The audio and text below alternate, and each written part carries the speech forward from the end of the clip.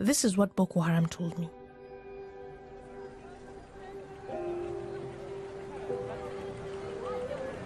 If you really want to get to paradise, this, they say, is such an easy thing to do.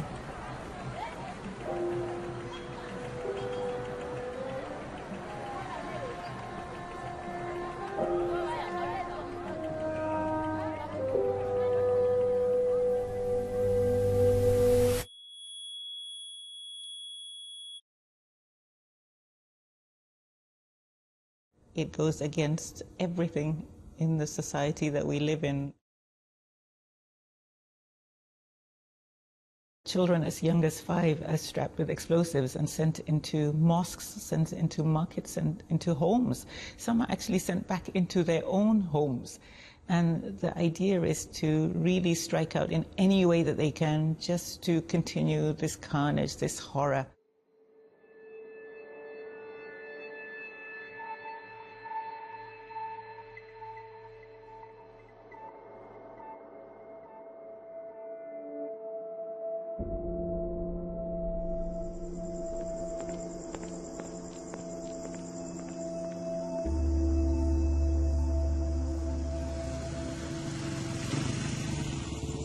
They didn't even have guns. And at first, I had no idea they were Boko Haram fighters. These young men were inspired by the ideology and the rhetoric of Boko Haram. We haven't seen a single female suicide bomber that has offered herself up for a suicide mission.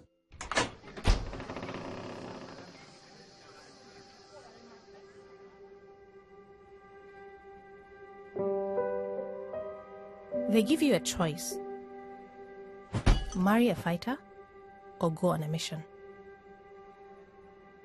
I told them I don't want to marry because I'm still too young.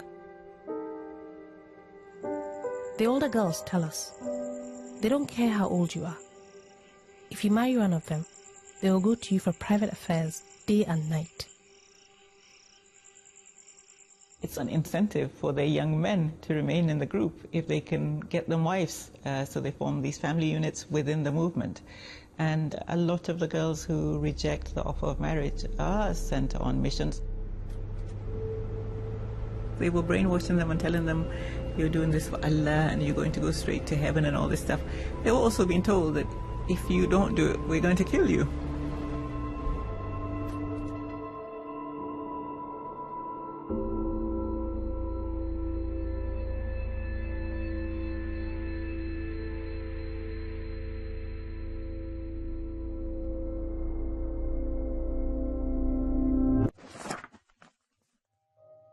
I just like the normal Quran and Hadith teaching.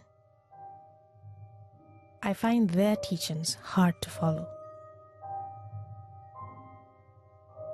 But even though I don't understand properly, I don't think that killing someone could ever be a lawful act. A lot of people have not had much education of any kind, whether it's Western or Islamic.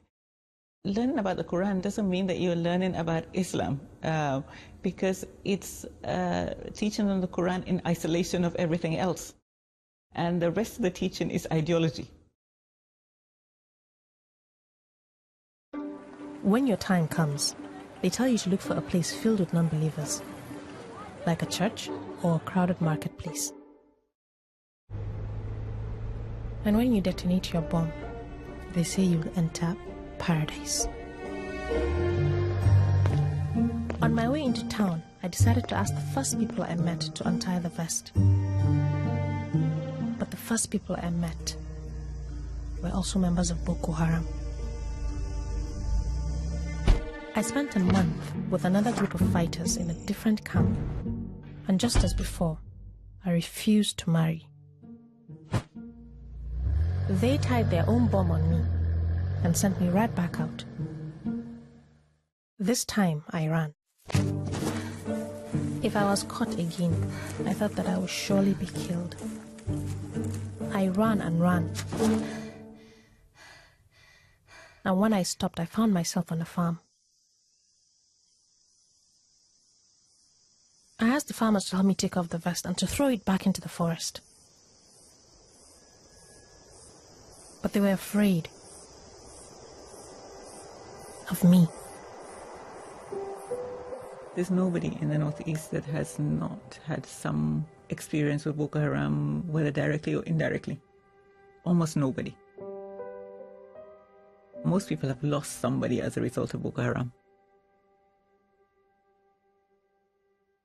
I think they look at the act rather than the girl, and they think, well, this is a young person who is willing to eliminate our whole community. How can we then take her back?